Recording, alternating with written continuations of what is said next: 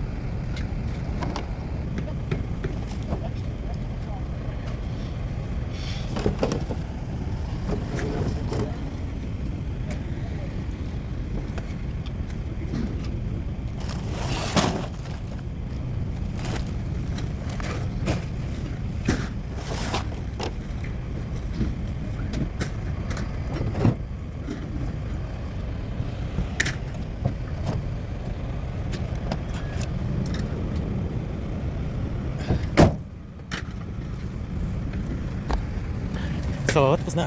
Okay. Welcome to my vlog! Yeah! Lots of people back in my country who want to see what's going on in here. Oh yeah. Yeah. Alright, so ayan. Tinan niyo kung mga tinatapon dito. Alright. There's our friend in there, eh? Yeah, so wala na. That's empty. And there's lots of people throwing in there. Okay. Okay, so tapos na tayo. Guys, tapon na natin lahat ng basura. At tayo uuwi na. Ipuntahan lang ako. Sakit lang yun.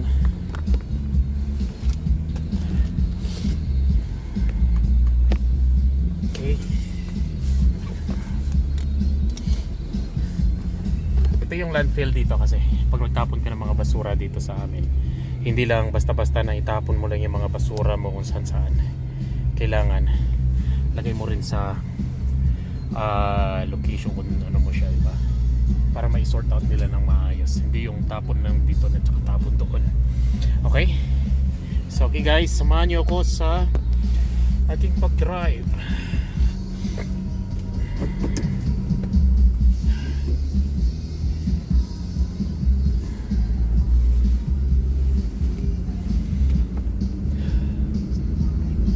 So dito magbabayad tayo kaagad.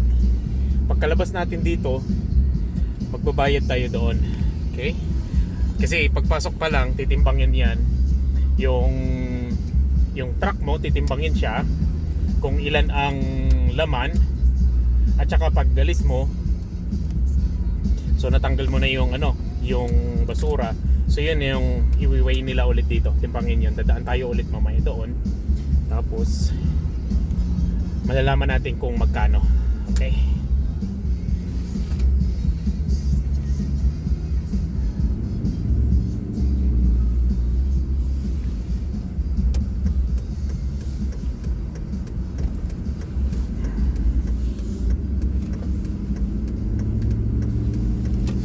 Hindi po madali mabuhay dito sa Canada. Sobrang hirap. Bangga ko tuloy.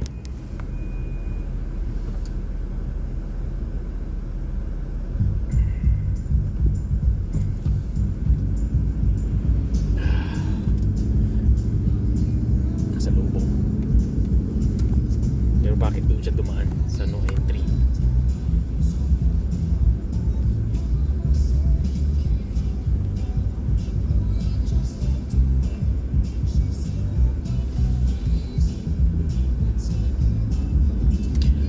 Ito, dadaan tayo ngayon dito sa weighing scale.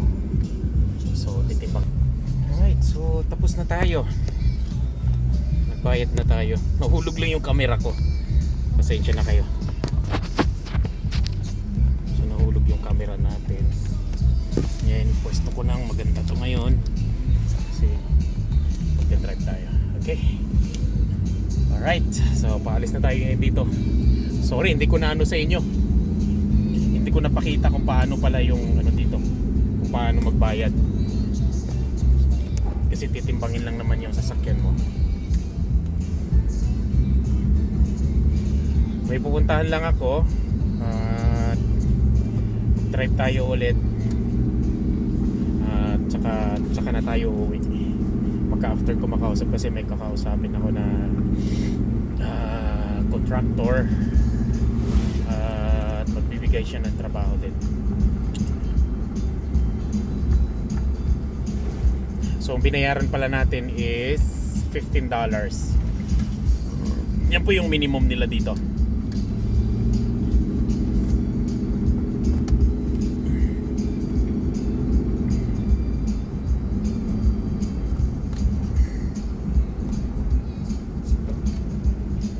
Buksan ko yung bintana kasi nga maganda yung panahon. Siya ganun kalamig. It's just only -3 here ngayon dito sa may Saskatchewan. I think maybe just only here in Saskatoon. Nabuksan ko lang kasi para fresh air ng konti.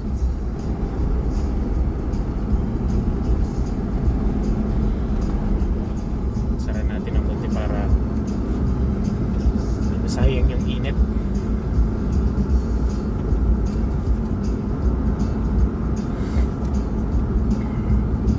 So guys, don't forget to like and share and subscribe po sa channel ko. Kakaumpisa ko lang ng channel. So sana suportahan nyo naman ako sa channel na ito. At yung maliit na bagay na pag-subscribe at saka pag-like nyo po is napakalaking bagay na po yan sa akin. Maraming salamat sa pagtulong nyo, pagsuportahan nyo sa channel ko. At ipakita ko sa inyo kung ano yung mga buhay dito sa Canada, especially dito sa area ng Saskatchewan, sa Saskatoon. So papakita ko sa inyo yung daily life namin dito, kung paano kami namumuhay, at saka para malaman nyo rin kung paano kami na survive dito sa bansang Canada, no?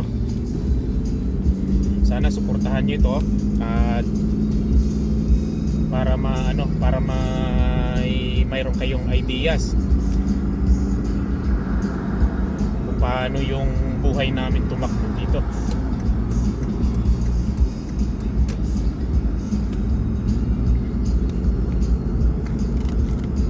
Hindi lang ako makahawak ng phone kasi delikado dito, kasi dito sa Canada, kasi lalo na dito sa amin, siguro pare-pareho lang naman siguro yung rules niyan dito ng driving. Hindi mo pwedeng hawakan yung phone mo, hindi mo pwedeng kahit na kunting ano lang, kasi pag nakita ka ng pulis, that's a very big fine.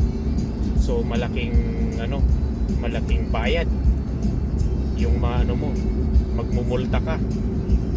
Ganun sila ka stricto dito, kaya pina-follow namin yung mga rules, kasi dito hindi mo pwedeng i-bribe or bayaran yung mga pulis dito, kasi kung babayaran mo, lalong lalaki yung kaso mo.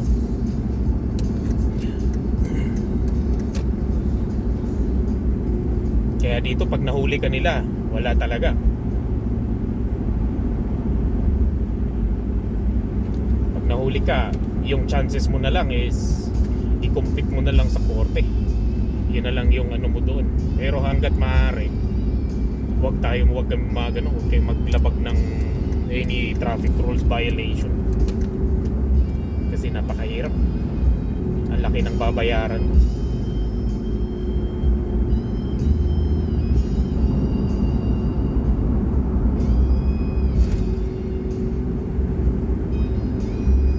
Hindi ko mapapakita sa inyo guys yung ano, kaya magkwentuhan na lang tayo. Hindi ko mapakita yung mga dinadaanan namin. Siguro sa susunod na mga vlog ko is maglalagay siguro ako ng maliit na camera dito sa sasakyan ko para makikita nyo guys kung paano yung ano namin dito. Kasi ako sa araw-araw lagi driving, puro drive, naghahanap ng trabaho. Kasi dito pag hindi ka naman makahanap ng trabaho, wala ano yung hanap buhay mo dito. Maganda sa Canada, oo maganda sabi nila, pero I don't think. Mas gugustuhin ko pa rin dyan sa Pinas.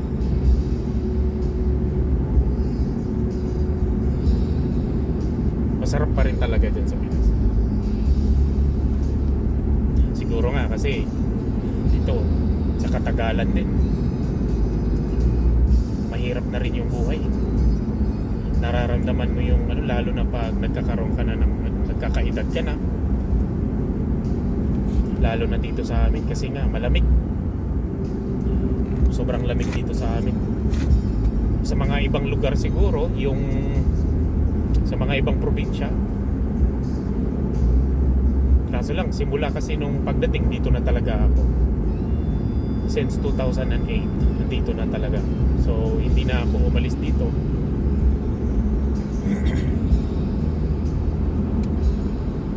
Tsaka halos dito na rin yung ano, dito na kami, yung mga anak ko dito na lumaki,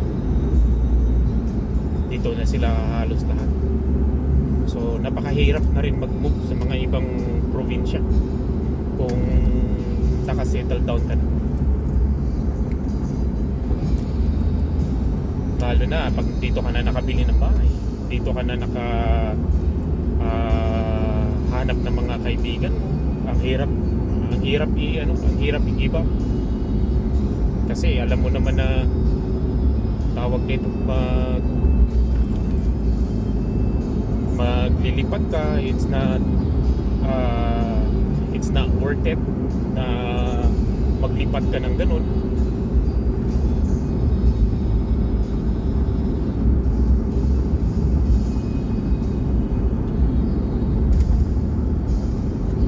Tapos pupunta ka sa ibang probinsya, tapos mag-start ka ulit from the scratch, from the zero. So yun ang pinaka mahirap doon sa lahat ng ano mo.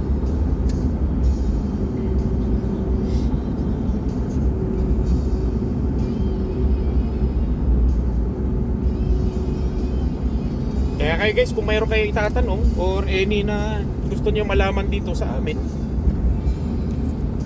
mag-like and comments lang kayo dyan sa ano ko, para mai-share ko rin sa inyo kung ano yung naging takbo ng buhay namin dito, kung ilang taon na kami nakatira dito, at ano na yung pagbabago, ano yung mga kagandahan at ano yung hindi, para maikwento namin, may ano ko sa inyo, may share.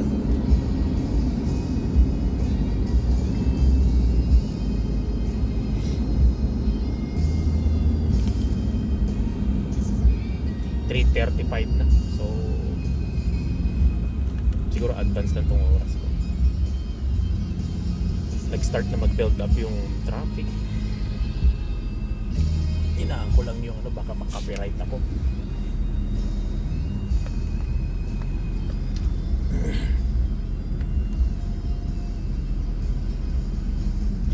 Ang Saskatchewan na mabilis dito ano sila ng mga permanent. Back in 2008 nung dumating ako dito, mabilis sila magano, kasi nga nung mga time na yun kailangan talaga nila ng mga tao dito, kailangan nila ng worker. So ngayon I don't think na ganun pa kabilis ang pagproseso nila ngayon. So masyadong stricto na sila ngayon. So kung ano yung mga katanungan nyo, i-try ko na makatulong sa inyo kung ano yung pwede ko maitulong na mga ideas. Kasi yung iba mga nagbibigay ng comment or any na ideas, mas maganda pa rin yung mga actual na andito na nakatira, dahil alam namin kasi minsan mayroong iba na sabi ang ganda ng buhay dito. Well, maganda siya talaga kung tutuusin, kung iano mo, kung masipag ka, kung wala kang kaartehan sa buhay. Tulad yan sa mga trabaho, napakadaming trabaho, pero kung namimili ka ng trabaho, wala rin. You have to put down yourself pa rin, mabababa ka pa rin talaga.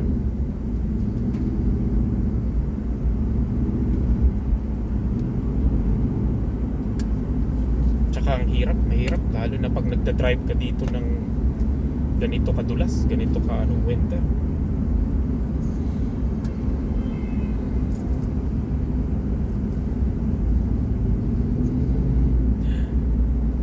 Hindi ko alam, narinig nyo yung kusina. Oo, dun, alam nyo naman mga puti. Siguro hindi sila makaantay. Nabusinahan siguro yung isang sasakyan. Malapit na ako sa pupuntahan ko. So kakausapin ko lang yung isang contractor dito na gusto niyang magbigay ng trabaho din sa akin. So that's a good one. That's a blessing.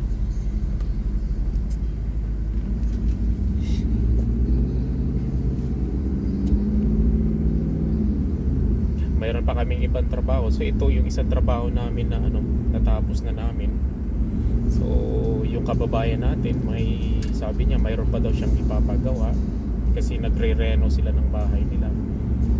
So sabi niya mayroon pa daw siyang ipapagawa. So yan ang natin, schedule na naman natin yan.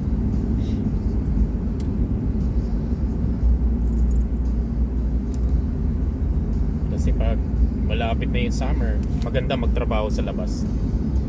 Ayun talaga yung ko, ini-enjoy ko talaga lalo pag summer. Kasi ngayon winter, nasa loob lang talaga, hindi mo talaga siya may enjoy, wala kang may magagawa sa labas talaga.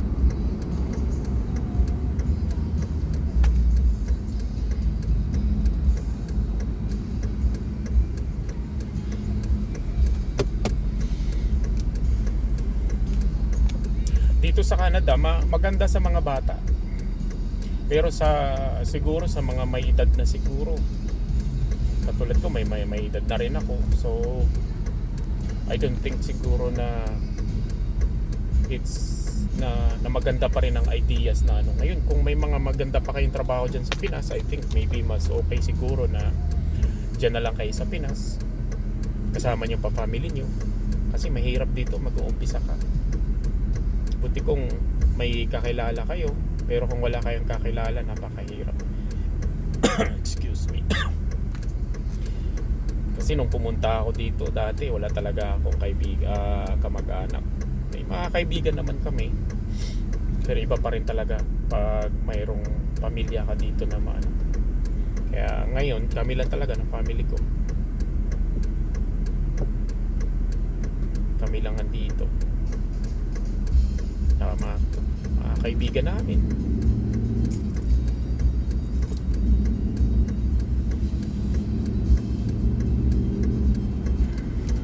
Magsasubmit lang ako ng requirements. Kasi yun lang ang nire-record niya na para mabigyan niya ako ng trabaho. So hanapin ko muna kung saan yun. Mag-GPS ako, but I think maybe andito lang siya. Itong mga to, yung mga hindi nagsisignal, diretso liko kaagad.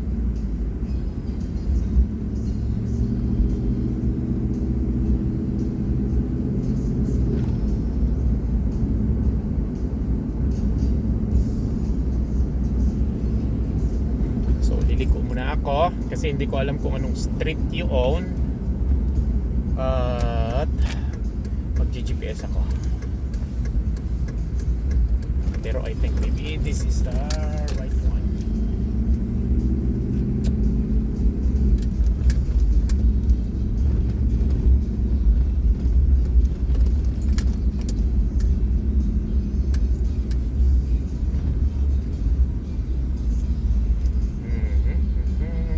Ayun nga, rainbow.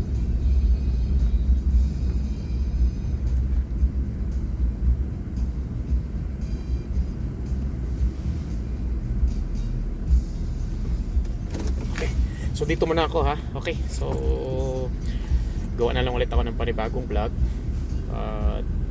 Yeah, kita-kita tayo. Guys, don't forget to subscribe naman at like and share sa aking channel. Thank you. God bless everyone. Bye-bye.